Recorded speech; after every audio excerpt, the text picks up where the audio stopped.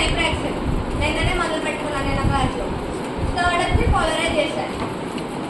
అసలు first unit interference అంటే అంటే ఇంటర్ఫీరియన్స్ లో ఏం చెప్తారంటే ఒక ఫినోమినాస్ అనేది ఏంటంటారంటే మనం ఏదైనా ఒక ఆల్రెడీ అన్నది డిస్కవర్ చేసి ఇది ఎలా జరుగుతుంది అని మనం ప్రూవ్ చేయగలిగితే సైంటిఫిక్ గా దాని ఫినోమినాస్ అంటాం.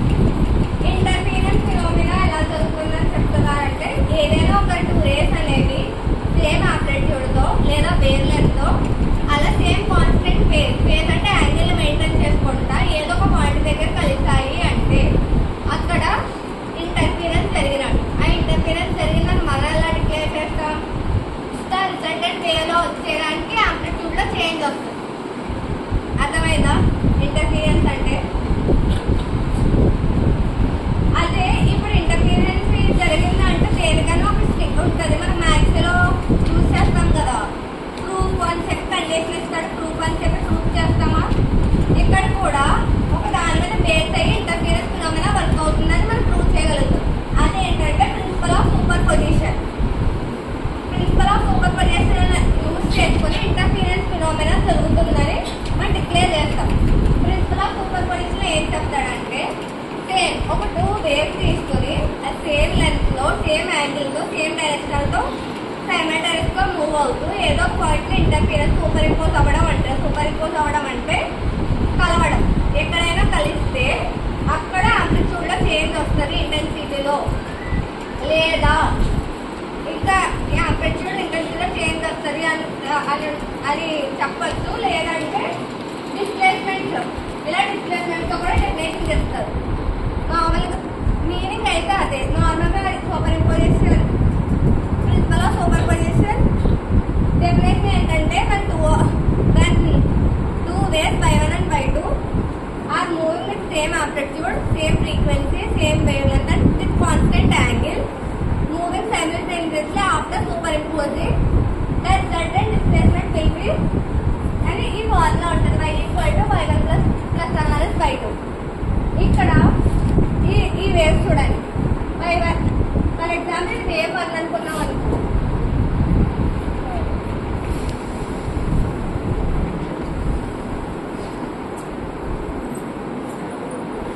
ఇది వేవ్ 1 అనుకున్నావురా, ఇది వేవ్ 2 అనుకున్నాం. ఈ వేవ్ 1 2 ఒకే డైరెక్షన్ లో వెళ్తున్నాయి. ఇక్కడ ఒకే డైరెక్షన్ లో వెళ్తున్నాయి కదా, ఆపోజిట్ డైరెక్షన్ లో లేదు, రెండు ఒకే డైరెక్షన్ లో వెళ్తున్నాయి, ఒకే ఆంప్లిట్యూడ్ లో వెళ్తున్నాయి. ఆసిలేషన్ కూడా కరెక్ట్ ఫ్రీక్వెన్సీలో జరుగుతుంది. అలా జరుగుతున్నప్పుడు దీనికి ఒక ఆసిలేషన్ కంప్లీట్ అయినప్పుడు వచ్చే డిస్టెన్స్ డిస్ప్లేస్మెంట్ అనుకుంటాం. డిస్ప్లేస్మెంట్ అంటే చెప్పాను కదా, distance between any two fixed points. ఇక్కడ దీని ఫస్ట్ వేవ్ యొక్క డిస్ప్లేస్మెంట్ y1 అనుకుంటే, సెకండ్ వేవ్ యొక్క డిస్ప్లేస్మెంట్ y2 అనుకుంటే, ప్రిన్సిపల్ ఆఫ్ సూపర్ పొజిషన్ ఏమంటాడంటే రిజల్టెంట్ డిస్ప్లేస్మెంట్ అనేది ఇండివిజువల్ డిస్ప్లేస్మెంట్ ని ఆల్జీబ్రిక్ సమ్ చేస్తే వస్తుంది అని. అక్కడ అదే కదా చేశాడు. ఇది రిజల్టెంట్ వేవ్ డిస్ప్లేస్మెంట్ y అనుకుంటే రెండిట్లో ఆల్జీబ్రిక్ సమ్ చేశాడు. అక్కడ ప్లస్ ఆర్ మైనస్ ఎందుకు యూజ్ చేస్తాడంటే maybe it will be positive or negative both scenarios. Clear కదా? సేమ్ ఇదే ఈ ప్రిన్సిపల్ తోనే ఇంటర్ఫీరెన్స్ ఫినోమినాలో మనకి ఆంప్లిట్యూడ్ లో లేదా ఇంటెన్సిటీలో చేంజ్ వస్తుందని చెప్తాం. అదే ఎలా చెప్తామంటే ఇక్కడ చూడాలి, ఇలా టూ వేవ్స్ తీసుకున్నాం.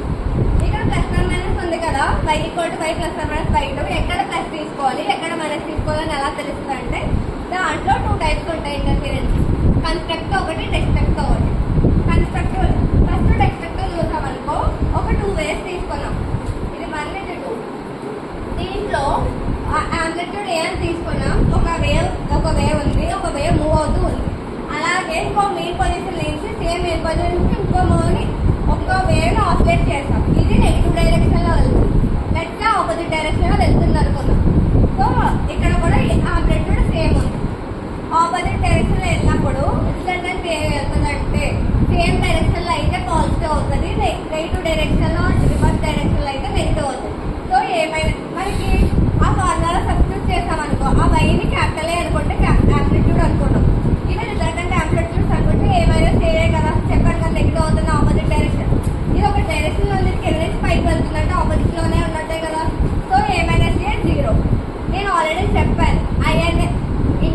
డైరెక్ట్లీ ప్రపోర్షనల్ టు ఆంప్లిట్యూడ్ అని చెప్పాను ఆల్రెడీ లాస్ట్ చెప్పినప్పుడు.